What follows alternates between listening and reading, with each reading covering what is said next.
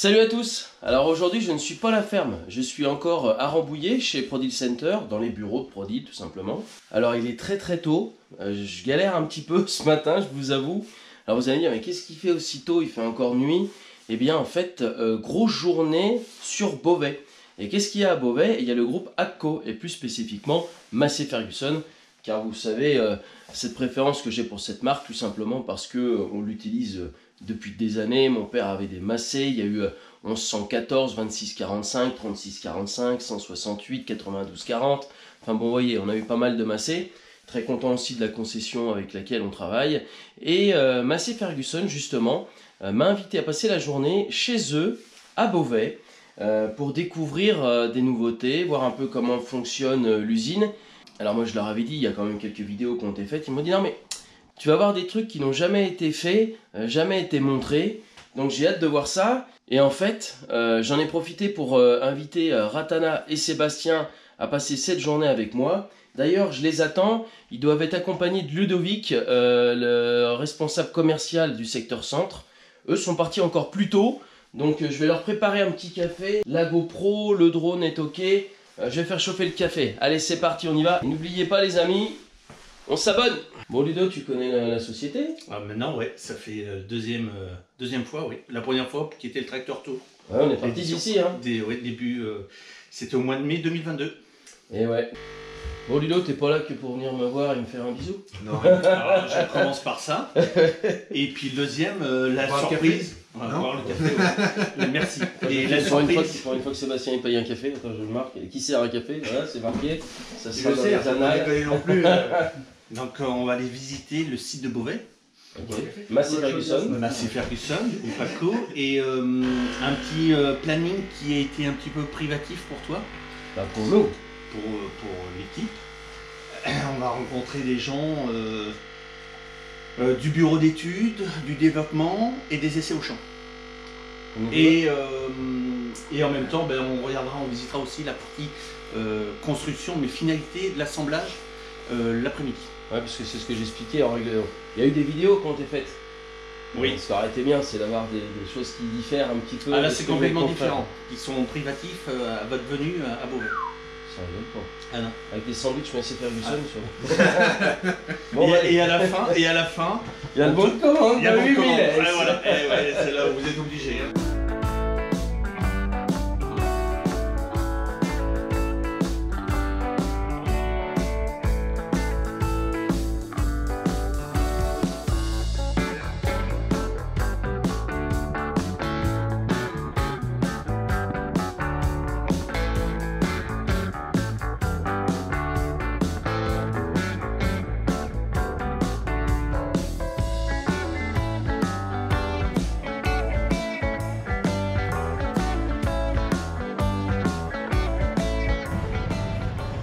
Alexandre, ça va Yann? Ça va et toi? Bienvenue. T'as traversé Paris, c'est l'enfer. Hein. À cette heure-là, je me doute. Bon là, je reconnais le coin là pour le coup là. T'étais venu? Ouais, on était venu à Tracteur, on avait les cafés, les croissants. Exactement. Il y avait mon 8007 qui était là-bas, je me souviens, un Seb. Donc voilà, et puis content d'être avec toi aujourd'hui. Bienvenue. Content que tu accueilles l'équipe avec de la plaisir. ferme. Parce que c'était quelque chose qu'on avait soumis ensemble, de faire cette visite aujourd'hui, de venir sur la maison mondiale Massey Ferguson, et puis de pouvoir faire un petit peu nos installations. Bon, super. Bon allez. Comment tu prépares la journée là, Yoann? On a préparé un petit programme sympa. Donc on va commencer tout simplement avec Bruno pour la partie, en fin de compte, design, comment on intègre quelque part la demande du client au niveau de l'architecture, du design du tracteur. On va partir avec Jérôme donc, sur la partie réalité virtuelle. Donc le but c'est de montrer un petit peu comment du dessin on commence à avoir les premiers prototypes virtuels. Ah ouais, on est sur le dessin virtuel. Exactement, tout à fait. C'est pas je suis dans un tracteur, j'ai l'impression de conduire comme sur Farming Simulator, on est d'accord. Okay. Une fois qu'on a regardé cette partie-là, on ira dans l'atelier de David, atelier prototypage, et après on part au champ. Donc on ira avec l'équipe essai au champ, justement expliquer un petit peu tout ce qu'on met en place de façon à pouvoir vérifier la conformité du tracteur, la conformité de ce qui a été conçu pour pouvoir après tout simplement l'industrialiser, le produire. Et cet après-midi, on ira dans l'usine directement, voir un petit peu comment on assemble nos différents tracteurs ici à Beauvais. On a hâte de voir ça. C'est lui qui a dessiné le 8S. Et tu sais pas ce qu'il me dit? Qu'il est parti sur les premiers designs, surtout du 3080. C'est quand même un truc de dingue, Bruno. Ouais, bah oui. C'est toi qui as conçu le 8S alors. Le design, le petit dessin, le petit... Bah, comme je dis toujours, si vous le trouvez moche, et il y en a qui l'ont trouvé moche, c'est de ma faute. Ouais. Alors, pour le coup, au départ, c'est pas la carrosserie en soi, tu vois. Mais la cabine, elle est spéciale. Tu dis, putain, il revient en 26 aux séries des 2000 ou des 3000. Ouais, bah oui. Faut pas oublier son histoire, hein, comme on dit. Et c'est ça le truc, c'est de toujours penser qu'est-ce qu'on a fait de bien avant et qu'est-ce qu'on peut utiliser, ce qui était bien avant. Et en fait, quand on regarde le 2006, on regarde le 3000, enfin, ce tracteur-là, cette cabine-là, elle a de la gueule. C'est vraiment une cabine qui a de la gueule, qui a un design bien marqué. Et quand on est passé après sur des cabines noires, on a eu quelque chose de beaucoup plus neutre en fait. Et ça, c'est le design, parce que nous, on a eu un 168. T'es pas né, Sébastien. Toi non plus. Ah si, quand on l'a eu, j'ai travaillé avec, c'est moi qui faisais le brevet. On se met avec un accord de 6 mètres. Et t'as pu travailler avec, il était déjà là avant toi. Oui, ça c'est sûr. Tu dis que ça, c'était déjà design à l'époque pour toi? Ah oui, ça c'est du design. Regarde, la calandre. On a la calandre, le style des calandres, un peu des vieilles Chevrolet des années 60-70. On a vraiment, enfin c'est vraiment les américaines là. Avec ce pan coupé comme ça, on a le style Chevrolet quoi. Donc on avait vraiment du design déjà sur ces tracteurs là quoi. Le truc c'est que les tracteurs, tous les tracteurs qu'on fait, ont des cabines maintenant noires et je trouve que c'est des cabines vraiment neutres. C'est-à-dire que tu prends une cabine d'un tracteur John Deere, tu prends une cabine d'un tracteur New Holland, tu changes juste le toit et la couleur, tu as la même gueule. Et en fait, tout le monde est sur la même gueule. Et moi, ce que je voulais, c'est de dire, on a un tracteur Massey à 200 mètres dans le champ, on se dit, ouais, c'est un Massey, c'est pas un Case, c'est pas un Sam. Et je m'étais posé la question, comment on peut se dire, comment on peut remarquer le tracteur super loin en se disant, ouais, c'est un Massey. Et c'est quoi l'ADN Massey? C'est de remettre une cabine grise. Donc la première chose qu'on a fait, c'est de se dire, on va remettre une cabine grise. Ça n'a pas été si évident que ça, mais on y est arrivé. Et l'autre truc, c'est de se dire comment on peut avoir une gueule de tracteur où on se dit « Ah ouais, il ne ressemble pas aux autres ». Et c'est là que la cabine un peu inclinée vers l'avant est arrivée aussi. La première fois que j'ai bossé avec, cette cabine, en fait, je me souviens, il y avait beaucoup de poussière, il s'est mis à pleuvoir. Ouais. Et je me suis dit, on va rendre le tracteur dans un état, les vitres, tu sais, souvent tu étales la poussière et tout. Ouais. Et en fait, le fait que ça soit plus avancé au-dessus, et ben toute la flotte a tombé devant, sur le capot, sans jamais tomber sur la vitre. Ouais, et tu dis les gars, donc entre autres Bruno, alors on a été réfléchir jusque à l'utilisation même de la cabine. En fait, on réfléchit sur toute l'utilisation. Enfin, quand on a commencé à dessiner le tracteur, moi j'ai mis mon chauffeur en premier. J'ai pas tracé une seule ligne.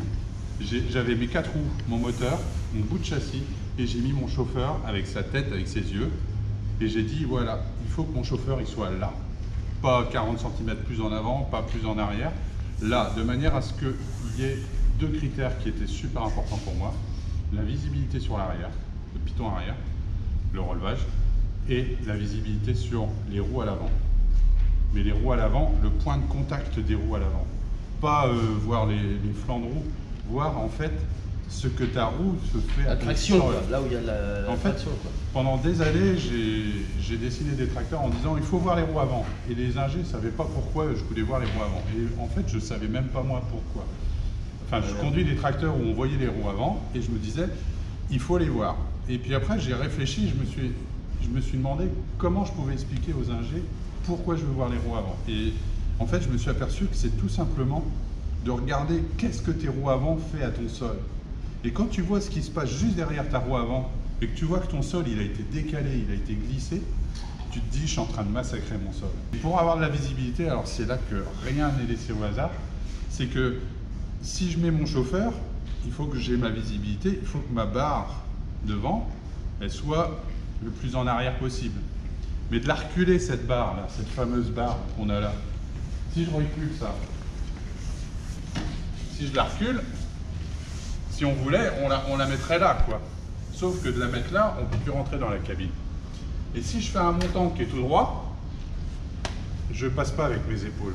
Donc, ce qu'on a fait, c'est qu'on a fait un seuil de cabine le plus petit possible et on a incliné vers l'avant la barre de manière à pouvoir passer avec les épaules. Pensez au client d'abord. Et c'est ça, enfin, c'est pour ça qu'on dit design, mais moi je préfère dire design industriel. C'est de se dire, c'est quoi le besoin du client et on dessine autour de sa contrainte. Et tous les tracteurs qui ont été dessinés avant, souvent on fait quelque chose, ah il faut qu'il soit beau, il est beau, ok. Bon, il a cette forme, on dessine une cabine comme ça et puis on essaye de foutre tout dedans. Et là, on a vraiment pensé tout autour du client, qu'est-ce qu'il veut.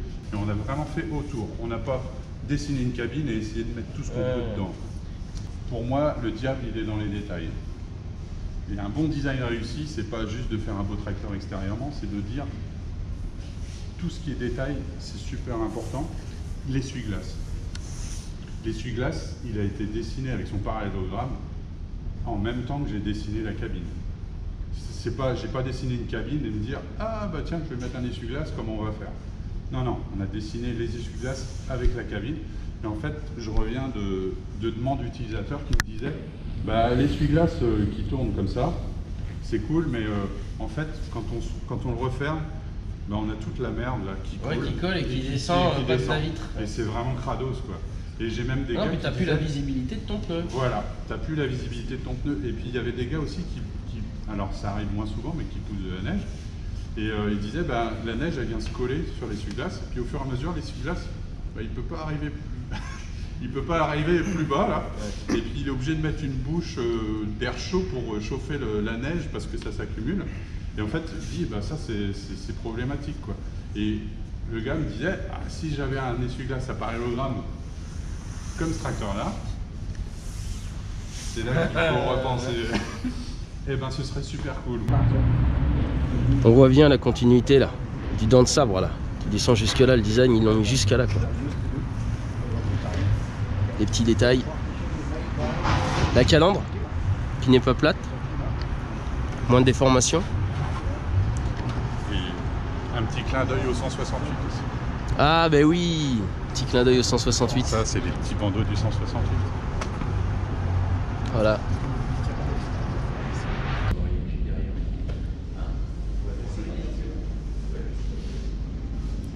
Oh Jérôme, qu'est-ce que tu nous prépares? Bah écoute, je t'ai préparé un petit vitesse, sympathique. T'as vu avec Bruno, donc là il t'a parlé de conception, de design, faire des dessins. Il nous a vendu du rêve, mais maintenant il faut le monter ce rêve, faut le valider numériquement. Et donc là on va utiliser la réalité virtuelle.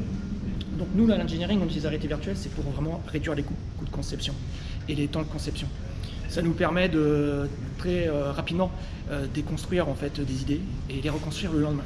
Alors que si on fait ça sur un prototype physique, bah, le problème c'est que ça retourne en conception chez le fournisseur et on perd du temps et des délais de livraison de 3, 4 mois. Voilà. Donc, mieux vaut détruire en numérique. Donc ce que je te propose c'est de tester. Ce que tu vas voir là, ça va pas être forcément intéressant pour toi. Parce que le vitesse, il est virtuel, mais il est aussi physique. Il faut se mettre dans la peau d'un concepteur comme Bruno, en 2015 par exemple, quand on a commencé le projet. Là, on a pu voir en fait les premiers 3D à l'échelle 1 avec les bonnes perspectives. Et là, on a pu déjà enlever un maximum de problèmes pour faire un prototype physique. Ouais, comme si on était dans le réel. C'est ça. En fait, l'intérêt de ton boulot, c'est que, bah, tu l'expliquais tout à l'heure, au lieu de s'amuser à faire des soudures et puis rechanger tout 4 semaines après, là, en 2 jours, on le valide en réalité virtuelle. Tu le valides. On regarde si au niveau visibilité, ça ne va pas cacher quelque chose ou autre, une pièce, machin. Et ensuite, ben c'est là on se met tous d'accord, c'est-à-dire en fait toutes les équipes engineering plus manufacturing, qui a dit top, on fait un proto physique. Et là, on est sûr qu'il sera bout du premier coup. Vous y passerez tous, hein, les gars là. De toute façon, J'ai essayé, Sébastien. Internet, j'ai essayé. Jamais. Les gens qui posent problème. D'accord. Je peux pas toucher le volant, c'est normal? Faut que tu l'imagines. Mais normalement, tu peux déjà apprécier les distances. Ah, c'est vrai que là, pour le. Donc en fait, après le design, tu crées ça. Ouais, c'est un truc de fou en fait. C'est ça. Donc on imagine, si tu n'as pas de proto-physique, ça devient super intéressant. Voilà. Et donc, par exemple, j'ai un problème avec la clé. Là. Et tu vas voir si ton genou il tape dedans. Ah non, mais. Bon. Imagine. Là, j'ai pas tous les équipements, mais on peut, si tu veux, mettre un mannequin complet et on va pouvoir vérifier comme ça si le genou il va taper la clé. Tiens, tu cherches la boîte à outils? Tu vois bien là. Ouais, c'est bon, impeccable. Vas-y, je te donne une main. Ça peut toujours servir. Comme ça, si tu veux, cher base. Montre où il y a la clé, Sébastien. La clé, Ouais. elle est là. Hein? Là. Ouais. Faudrait qu'elle soit là. Alors, c'est exactement ce qu'on. C'est noté. Et là, elle serait bien, elle serait pas gênante. Quand on est grand. Ouais, bah c'est bon, t'as qu'à grandir. On lève la tête, Sébastien. T'as vu? Regarde. C'est incroyable, hein? Ouais, c'est bon.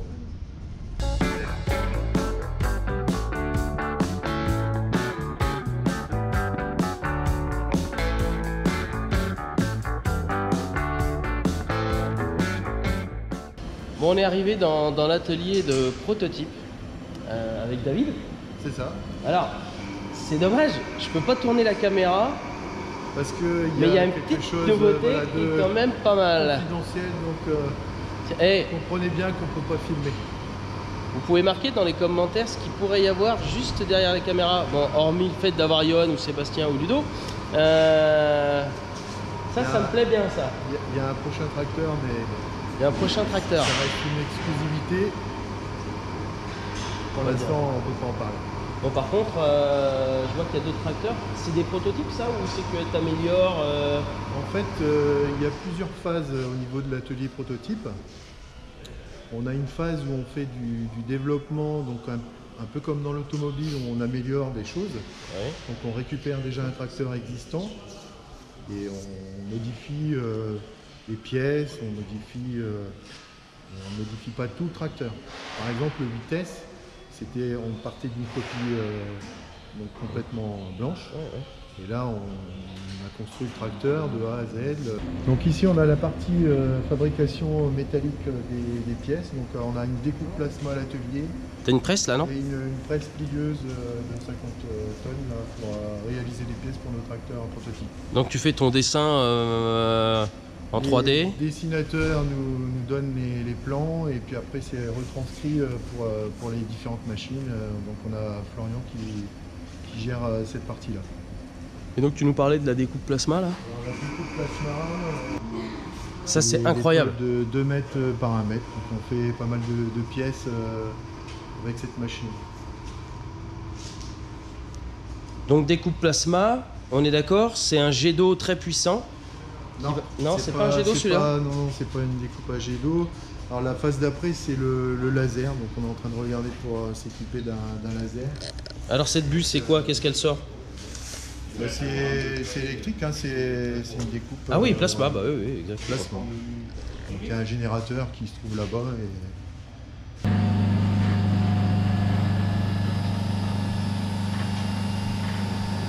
Imprimante 3D. Le logo, vous le connaissez. Donc vous avez pu voir, on arrive dans la section 3D.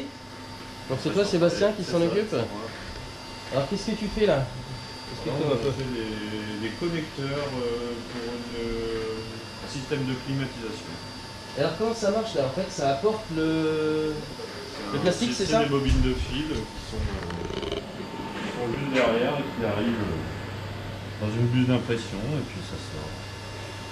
Et on peut aller jusqu'à quelle taille de produit? Tu fais jusqu'à quelle taille? Là, je peux faire 1,5 m3. Bon, là on a terminé le côté usine pure bureau, je crois, et là on va aller au champ. Je pense qu'on va avoir des tests de tracteurs. Enfin, je sais pas trop comment ça va se passer. On va de surprise en surprise.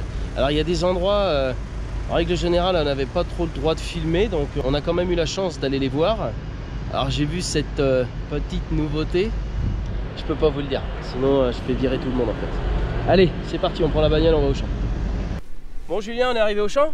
Ouais, on va tester le... Alors qu'est-ce qu'on va tester là? Parce qu'en fait, on est chez un agriculteur là, c'est ça? On est chez un agriculteur, donc en fait c'est une parcelle qui nous met à disposition pour pouvoir tester les tracteurs. Donc on fait ça avec plusieurs partenaires agriculteurs autour de Beauvais, dans un rayon disons, de 50 à 100 km. Ce qu'on cherche à évaluer sur le tracteur, à tester. Les tracteurs sont finis, on va dire, de l'usine. Les tracteurs ça reste des tracteurs prototypes. C'est du prototype. Ouais. Donc il y a plusieurs niveaux de prototypes. Il y a des tracteurs qui ont une maturité proche du série, où l'on va tester du soft, des choses comme ça. Donc on peut se permettre un peu de distance par rapport à notre engineering. Et on a d'autres tracteurs qui sont un peu moins matures, où là on va vraiment les garder nous dans le service. Donc on a des techniciens, on est une équipe de 4 et on a aussi des chauffeurs qui travaillent en 2-8. On a aussi une parcelle d'essai où on peut tester ces tracteurs entre guillemets d'une maturité plus faible et qui nous permet de faire évoluer en direct, de faire avancer en fait toute l'équipe engineering en disant bon voilà ça on en est là à telle date et on va aller vers ce point là à telle date. Bon allez, on va monter dans le tracteur que je connais plutôt bien. Je pense que je devrais me souvenir de savoir comment ça fonctionne. Donc là on est sur un vitesse 305 avec la boîte DIN-AVT. T'es avec un DIN-AVT, ah ça c'est sympa. La boîte DIN-AVT c'est la boîte Vario, variation continue. Donc on est avec un outil à dents derrière. Bon là on est dans le tracteur, oh ouais il y a l'ordinateur, il y a tout quoi. Donc ouais, en plus du Data 5 et puis du Fielstar qui sont présents commercialisés, donc souvent on équipe les tracteurs, donc on a nos PC qui sont connectés au tracteur et on a aussi un système, il est caché par mon PC, mais un système d'acquisition de toutes les données qui se passent sur le tracteur. Ça nous permet, si jamais on rencontre un incident, savoir ce qui se passe tout de suite quoi. Voilà, on appuie sur le bouton et ça permet de tracer, tracer un instant dans tout l'enregistrement afin de pouvoir derrière nos équipes engineering qui dépouillent, entre guillemets, c'est comme ça qu'on dit chez nous, dépouillent les données et trouvent le pourquoi du comment. On fait travailler ce tracteur. On est parti.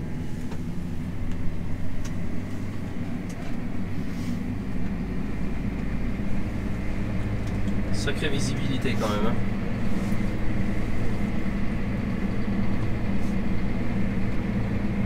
Alors là, si on était sur un vrai tracteur de proto, tu tournes combien de temps avec? Alors, donc, comme je disais tout à l'heure, les protos, on peut les avoir par exemple au plus c'est 4 ans avant la mise en production, ou des fois c'est 2 ans, ça dépend de la nouveauté qui va arriver sur le tracteur. Bon, c'est quand même un privilège de pouvoir tester les tracteurs et puis les évoluer.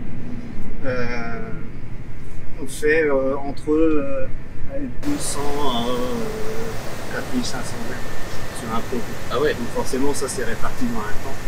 Les 200 heures elles peuvent être faites en 2 mois et les 4500 heures elles peuvent être faites en 2 ans, 2 ans et demi. Bon, je pense que vous avez compris. En fait, comme l'expliquait Julien tout à l'heure, soit vous avez des tracteurs qui sont, on va dire, quasi finis, mais en test chez des agriculteurs du coin. Alors il y a entre 50 et 100 km. Si on peut les envoyer un peu plus loin, ça peut être sympa.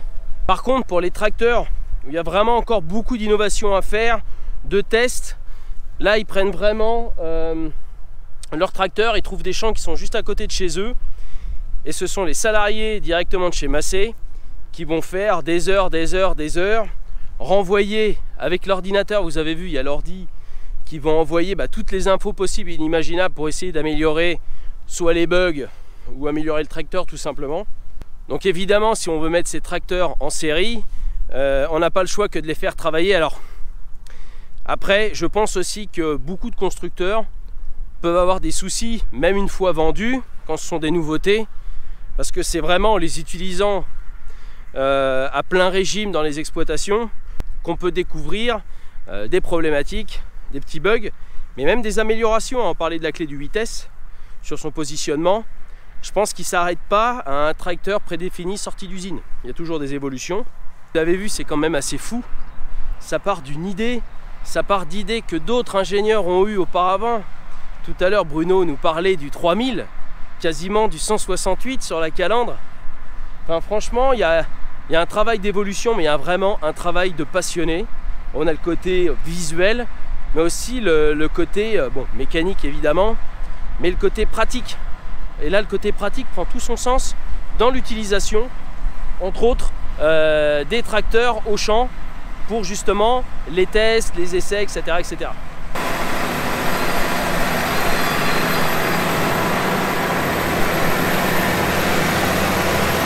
C'est le moment le plus sympa. Après, on a vu des belles choses. C'est pas fini, hein. On a signé des belles choses. J'ai signé des belles choses. Un Ludo. Ouais, ça dépend s'ils sont gentils. fait. Il n'y a plus que les chiffres, c'est signé, il faut que je pose les chiffres après. On peut même passer à la Il y a bateau. combien de salariés Non, la bateau, Alors on est à peu près à 2500 elle est très personnes simple à s'en aujourd'hui. servir, à réparer. 4 pôles. Alors sur l'ensemble des 4 sites qu'on a ici maintenant, donc Beauvais 1, Beauvais 2, Beauvais 3, Beauvais 4, qui aujourd'hui on a depuis septembre de l'année dernière, je crois, ou novembre de l'année dernière, je ne sais plus, ouvert complètement le campus Massey Ferguson, donc qui réunit maintenant le site Beauvais 1, qui est le site d'origine, on va visiter cet après-midi, Beauvais 3 et Beauvais 4. Beauvais 2 reste excentré, et c'est là où on prépare toutes les cabines pour pouvoir alimenter la chaîne principale, ce qu'on va avoir cet après-midi. Clairement, aujourd'hui, 97% de la production est pour Massey Ferguson, sur le site de Beauvais. Sur le site de Beauvais. Donc tu verras d'autres couleurs cet après-midi.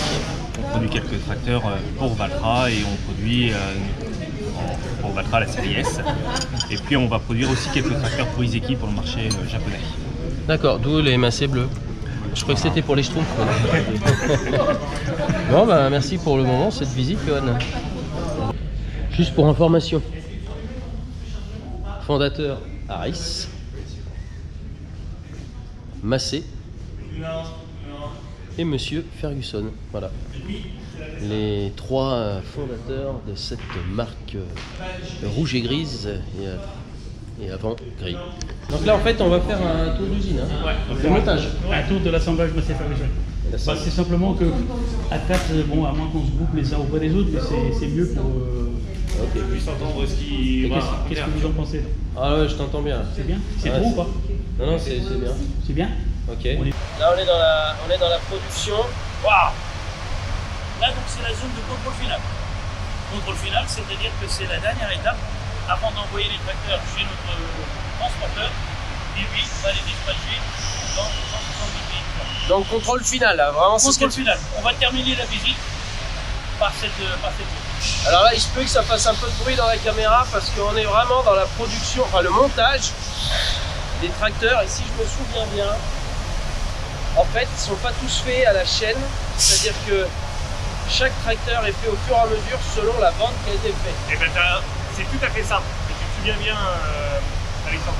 Et là, on le voit très très bien en fin de compte. On n'a pas un modèle qui soit identique. Ah oui, on n'a pas un modèle, donc ils sont vraiment faits à la chaîne selon la demande de l'agriculteur. Exactement. Là, par exemple, 3 devant, on voit que c'est un tracteur destiné à l'Angleterre, à CDS 210. Est-ce qu'il y a le volant à gauche, à droite? Ah, ça va, on a de la chance, le tracteur, c'est au centre. Tout va bien. Alors Arthur, ça fait plus de 40 ans, il est à la retraite là, vous voyez là. Ça fait plus de 40 ans qu'il était chez Massey. Donc maintenant, bah, c'est un bon connaisseur, quoi. Il a connu la marque, il les a connus, il a connu toutes ses couleurs. Ah, c'est sûr qu'au niveau de l'expérience, oui, et j'ai vu l'évolution de l'usine telle qu'elle est aujourd'hui, oui, une bonne expérience. C'est pour ça que ça me fait plaisir de partager mon expérience avec les distributeurs pour rejoindre Rivière.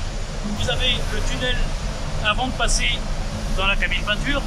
Le tracteur passe au travers de ce tunnel où il est lavé, séché, dépoussiéré, de façon à arriver sur la cabine peinture. Tracteur complet? Le châssis. Ah, châssis. Pardon. Oui, en fait, ce sont les châssis qui sont lavés, nettoyés, dépoussiérés. On a un tout petit châssis qui doit être un série 5000 et juste derrière, tu vas avoir le plus gros tracteur fabriqué ici à Beauvais pour la série 8000. Non? Oui. Si on monte, on aide à monter notre tracteur, on aura une remise? Non.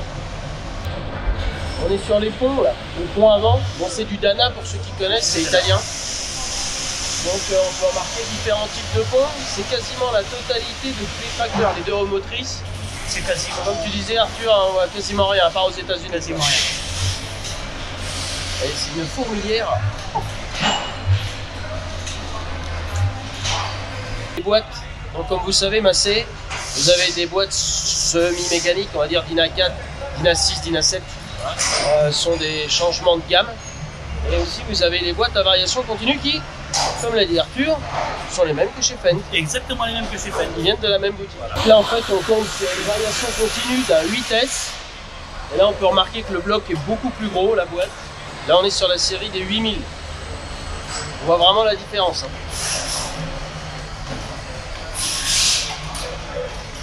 On a l'impression que ça bosse là. C'est la pause. C'est la pause.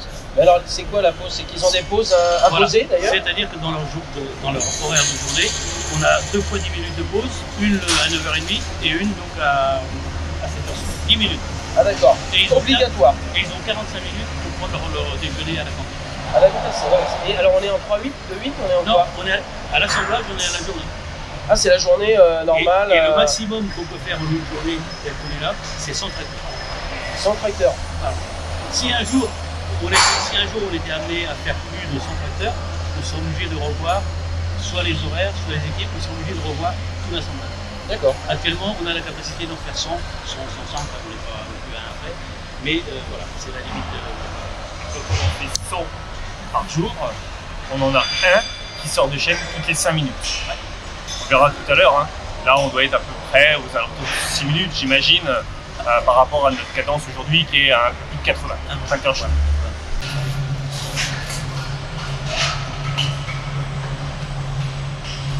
Donc lui il va mettre les tuyaux hydrauliques. Non, enfin eux ils posent. Donc en fait il y a un petit tapis qui avance là, je sais pas si vous le voyez. Pose du moteur. Ensuite on verra plus loin, pose du pont avant. Pose du pont avant. Et ensuite l'ensemble relevage avant lorsqu'il a été commandé ou pas.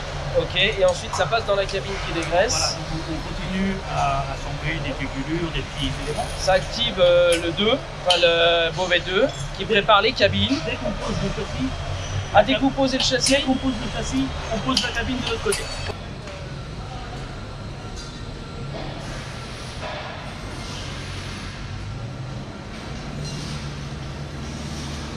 Bon là on arrive sur l'accouplement du moteur sur la transmission.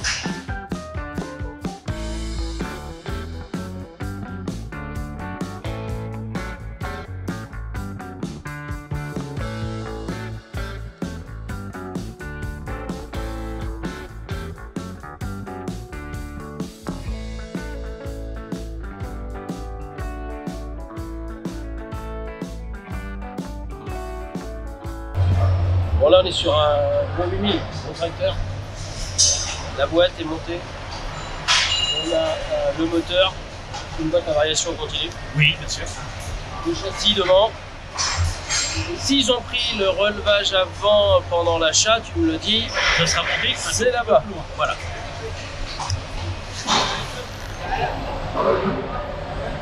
Il est en train de graver le numéro de châssis là. Ah, on l'entend là, ça pétrole, la pétrolette. C'est tout précisera que c'est ton tracteur qui s'en pas gravé. Ouais. Il va leur coûter cher celui-là.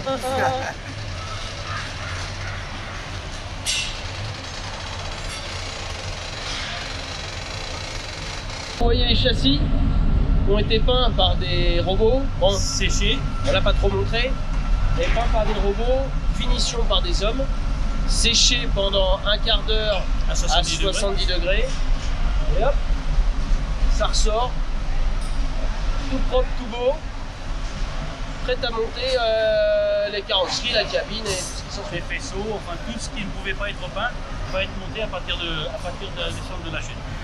C'est là qu'on se rend compte que c'est un circuit continu, ça s'arrête jamais. Et on comprend les 80 à 100 machines par jour.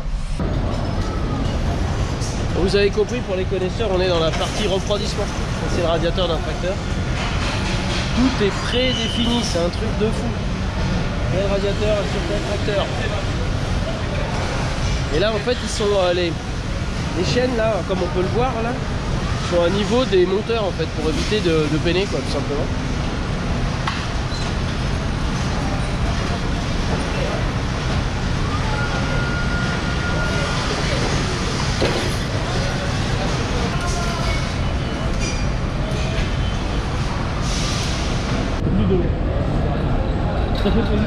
Chariot philo-guidé.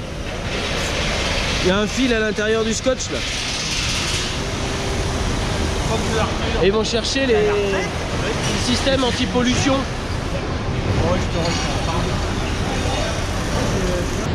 Encore. Eh mais vous vendez que des gros tracteurs chez Massé là?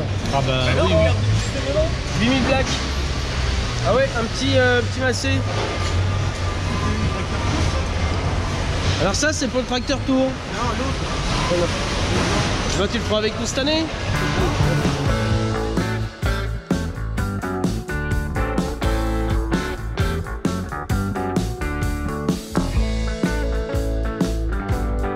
Les mecs, ils ont 5 minutes top chrono pour monter la cabine et les branchements.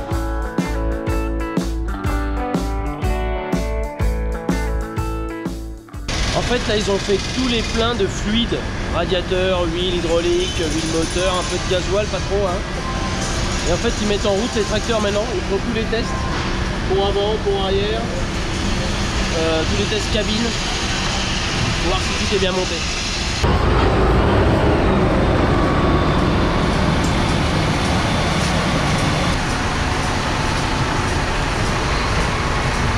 C'est monté avec des ventouses, ça vient chauffer le capot, il faut pas se tromper hein. Et hop, ça vient de poser. Ah, voilà. Directement là.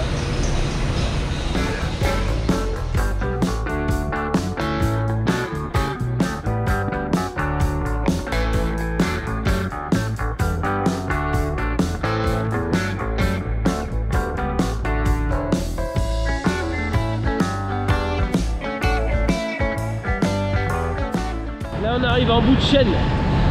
On a donc un tracteur qui est finalisé toutes les 5 minutes. Et là ensuite ils vont le passer au banc, justement pour voir si tout fonctionne bien. Ça fait du tracteur hein.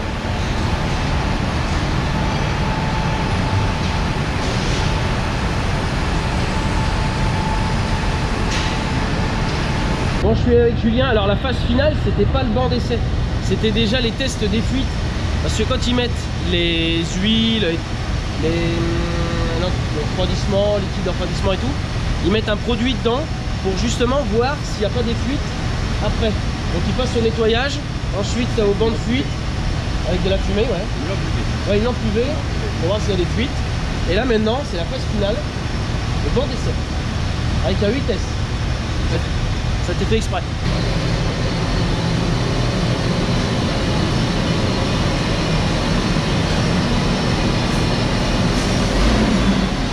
En fait, ils chaînent le tracteur pour éviter qu'il parte devant ou derrière au cas où.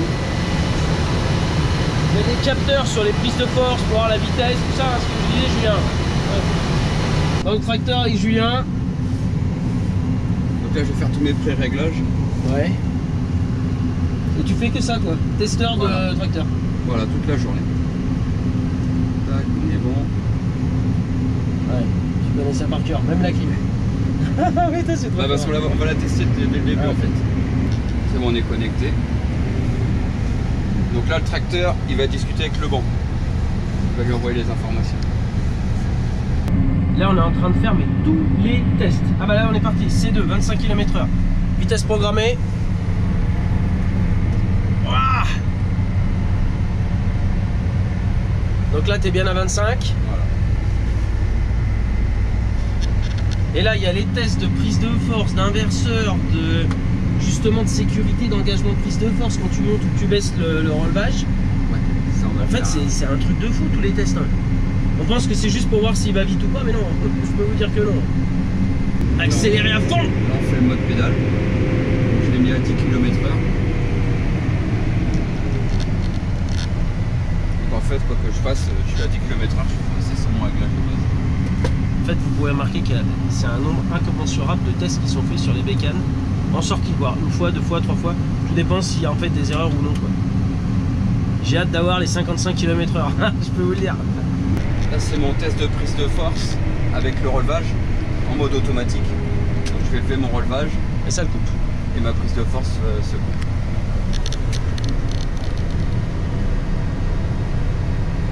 Attention, Vmax 55 km/h. Non, celle-là, ça va être à 40. 40. Après, je vais couper mes freins et ça passera à 55. Ok, allez, c'est parti. Ça va bouger. Non, sinon c'est relativement stable. Oh, oh.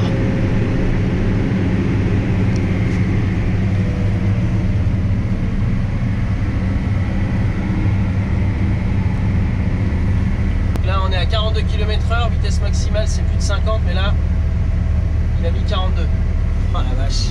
Là, je vais coupler mes freins et je vais passer à 50. Tu couples tes freins. Je coupe mes freins et ça va me. Tu vois, ah, c'est une sécurité. Là, c'est ma sécurité. Okay. Mes freins débridés, j'ai pas hâte de dépasser les 40.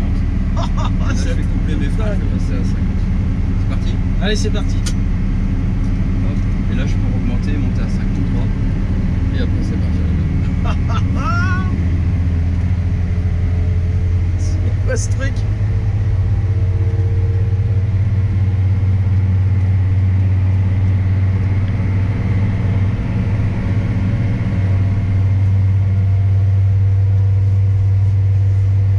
Oh la vache!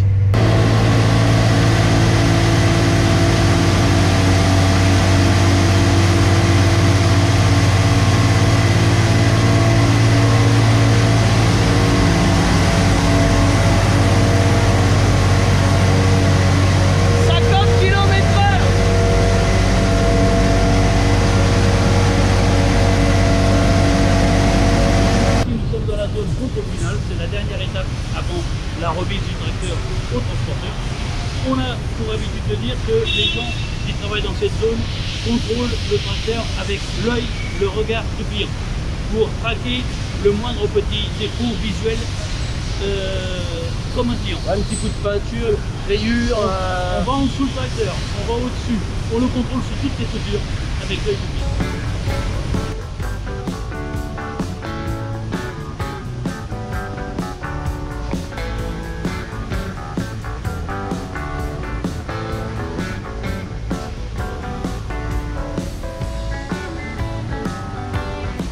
Vous voyez là-bas, c'est les petites retouches de peinture, les petites rayures, les petits pets. Bon bah voilà, on arrive au bout de cette vidéo.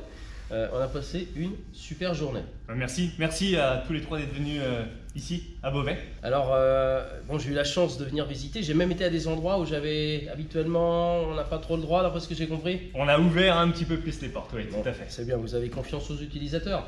Mais dis-moi s'il y a d'autres gens qui veulent venir voir, parce qu'on va encore dire ouais Alex, voilà. Pas de souci, on accueille tous les professionnels du monde agricole ici à Beauvais. Les personnes agriculteurs, entrepreneurs qui veulent visiter l'usine, c'est simple, il suffit de s'adresser auprès de son concessionnaire qui organise régulièrement des visites de ce site de production. Et franchement, la production est à voir. D'ailleurs, il y a un point important, c'est que vous êtes plus de 2000 personnes sur le site. Oui, exactement, tout à fait. On est aux alentours de 2500 personnes qui travaillent pour AGCO Massey Ferguson ici à Beauvais. Donc 2500 personnes, entre 80 et 100 tracteurs.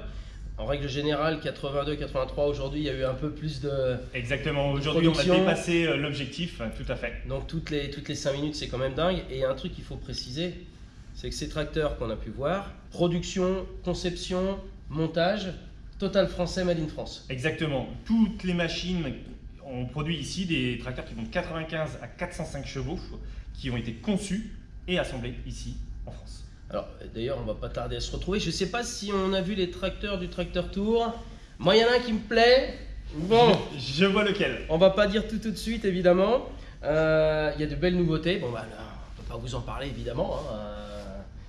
Même si certains ont des idées, voilà. Il y a encore de belles machines qui vont arriver et franchement on te remercie encore. Donc si vous avez aimé cette vidéo, likez, partagez, allez faire un tour aussi sur ma page Facebook Alexandre de Pro Deal Center et la page Instagram. Et moi les amis, je vous dis à très vite et je te remercie encore beaucoup, c'était super. Alexandre. Ciao. À bientôt.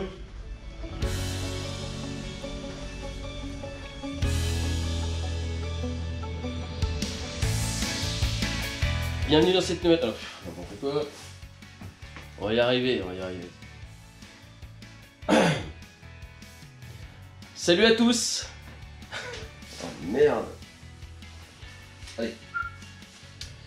C'est moi qui t'en ai. Hein? Oui, c'est ça, c'est ce que je dis, ouais. Si. C'est ta tête qui lui fait peur. Ouais, c'est pour ça qu'il tourne. Il a pas ses lunettes. Bon, t'as ramené Ratana et Seb. Oui. Donc, direction Beauvais. Oh putain, merde. Il est pas dedans. Il est pas dedans. Il est pas dedans. Je fais le café. Hein. Et moi, je te propose, on boit le café, on va boire le café. Et t'as vu la cabinet propre? Oui. C'est pas possible. Hein, Ratana? Alors, elle est comment la réalité virtuelle? Elle est pas grosse, hein? Part de plus belles choses encore cet après-midi. Bon, déjà on va faire une petite sieste habituelle, hein, parce que la ferme on se garde une petite heure pour se reposer. Non, c'est côté là ça. Avec Ratana on peut pas comme ça. On prend 2 heures. Voilà.